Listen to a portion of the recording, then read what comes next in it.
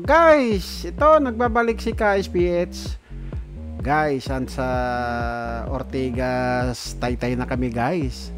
So, guys, napapansin nyo dito, grabe, ang daming development din pala dito. Ang lalaki ng building dito, guys, lalo na itong Walter Mart na to, guys, oh.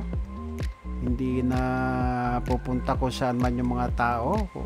Dito na lang yung mga nasa Taytay o yung nasa may gitna ng Antipolo, pababa ng Tikling.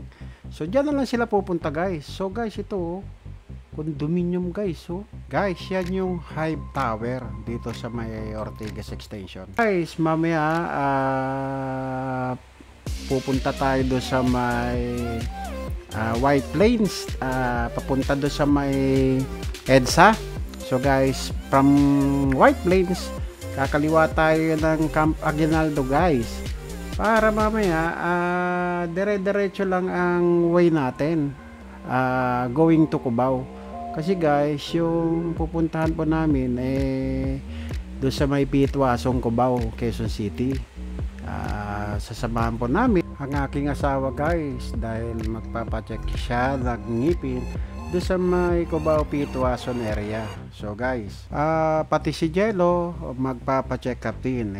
Sabi nga ni Mrs., ako din papacheck na rin para isang puntahan na lang. Dahil mahirap, guys, yung lugar doon doon sa Pitwason. Walang parking masyado doon. Kasi masikip din yung lugar doon So guys, pagdating namin ng Pitwason, idadrop lang na muna namin siya, then maghahanap kami ng parking space. So guys, hanggang dito na lang.